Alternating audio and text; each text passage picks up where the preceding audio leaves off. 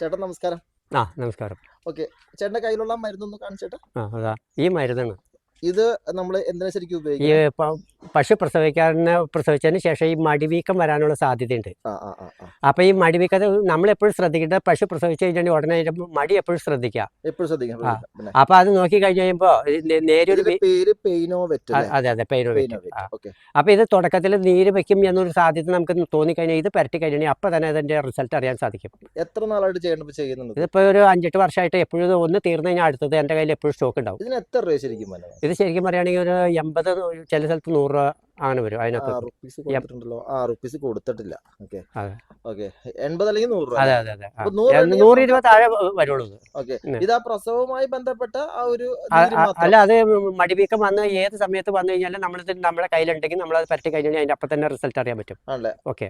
ചേട്ടൻ ചെയ്തിട്ട് നല്ലൊരു അതെ ഇത് ഞാൻ പറയുന്നത് എന്റെ അനുഭവം ആണ് ഞാൻ പറയുന്നത്. ചേട്ടന്റെ അനുഭവമാണ്. അതെ ഇതിപ്പോ നമുക്ക് ഇപ്പൊ ഡോക്ടറെ വിളിക്കണ്ടെന്നല്ല, ഡോക്ടർ വരുന്നതിന് മുമ്പായിട്ട് നമുക്കൊന്ന് രക്ഷപ്പെടാം. അതെ ആ ഒരു സമയം. അതെ. അപ്പൊ ഒരു പക്ഷേ ഡോക്ടറെ വിളിക്കാതെ തന്നെ ആ കാര്യം നടക്കും. ഏതായത് ഭംഗിയായിട്ട് മാറിപ്പോകും. ഇത് നല്ലൊരു റിസൾട്ടാണ്. അത് ഈ മരുന്ന് എങ്ങനെയാ ചേട്ടന് വല്ല ഡോക്ടർ പറഞ്ഞാണ് ചെയ്തത്? ഡോക്ടർ പറഞ്ഞു തന്നതാണ്. അല്ലേ? അപ്പൊ ഇതിന്റെ പേര് പെയിനോവെറ്റ് എന്നാണ്. അപ്പൊ ഇത് അറിയാൻ പാടില്ലാത്ത ആളുകൾക്കാണ് നമ്മളിത് പരിചയപ്പെടുത്തുന്നത്. മറ്റു ശീലാർക്കും ഒരു പ്രയോജനമാവട്ടെ. പെട്ടെന്ന് മടിവീക്കം വന്നു കഴിഞ്ഞാൽ ചെയ്യാം. അപ്പൊ ഇത് പ്രസവവുമായി ബന്ധപ്പെട്ട് മാത്രമല്ല, എപ്പോ വന്നു കഴിഞ്ഞാലും ഇത് നമുക്ക് അങ്ങനെ ഒരു സംശയം തോന്നിക്കഴിഞ്ഞാൽ അപ്പൊ ഇത് പരട്ടെ. ഇതുകൊണ്ട് യാതൊരു ദൂഷ്യമില്ല, സൈഡ് എഫക്റ്റ് ഒന്നുമില്ല. അപ്പൊ ഈ മടിവീക്കവും കല്ലപ്പമായിട്ട് എന്താ ഒരു വ്യത്യാസമായിട്ട്? മടിവീക്കം എന്ന് പറയുന്നത്, മടിവീക്കം വന്നു കഴിഞ്ഞാൽ നമ്മൾ ശരിക്കും ശ്രദ്ധിച്ചില്ലെങ്കിൽ അത് പിന്നെ കല്ലിപ്പായിട്ട് ഹാർഡായിട്ട് മാറും. ആ സമയത്ത് ഇതിപ്പോ ഇത്തിരി അല്പം ഓവറായി കഴിഞ്ഞാൽ ഈ മരുന്ന് വരട്ടെ. ആയുർവേദ് അല്ലേ? അതെ. ഇത് ആയുർവേദിക് വെറ്റിനറി മെഡിസിൻ ആണല്ലേ? അതെ. ഇതെങ്ങനെ പറ്റുന്ന ചേട്ടാ? ഇത് നമ്മളെ ഇത് തന്നെ കയ്യിലെടുത്തിട്ട് യൂസ് ചെയ്താൽ മതി. അത് മറ്റേത് പറ്റണ പറഞ്ഞില്ലല്ലോ. അല്ല ഇതുപോലെ തന്നെ രണ്ട് സെയിം ആയിട്ട് ഇപ്പൊ മടിവീക്കം വന്നു. ശരിക്കും പറയുകയാണെങ്കിൽ നമ്മള് നെറ്റിയിൽ തലവേദന വന്നു കഴിയുമ്പോൾ നമ്മള് നെറ്റിയിൽ വിക്സ് പറ്റുന്ന രീതിയിൽ എടുത്ത് ശരിക്കും പറയുന്നത് ഇല്ല. തണുപ്പില്ല പൊള്ളലൊന്നുമില്ല. ഈ ആയുർവേദ് പറ്റി കഴിയുമ്പോ എങ്ങനെയുണ്ട്? അത് കുഴപ്പമില്ല. എത്ര കല്ലപ്പാണെങ്കിലും അതെ എത്ര കല്ലിപ്പ് എന്ന് പറഞ്ഞാൽ കല്ലിപ്പ് തുടക്കത്തിൽ തന്നെ നമ്മളിത് പരട്ടി കഴിഞ്ഞാൽ ചിലപ്പോൾ ഒരു പക്ഷേ അതുകൊണ്ടാണ് തീർന്നു പോകും. നമ്മൾ ഡോക്ടറെ വിളിക്കണ്ട.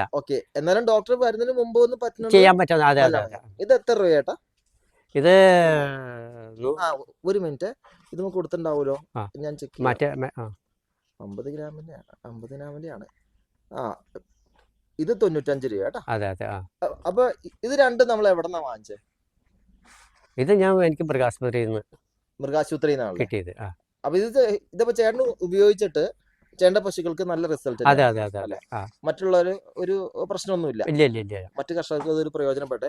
അപ്പൊ ഇതിന്റെ പേര് ആയുർവേറ്റ് എന്നാണ്, മറ്റേതിന്റെ പേര് പെയിനോവെറ്റ്.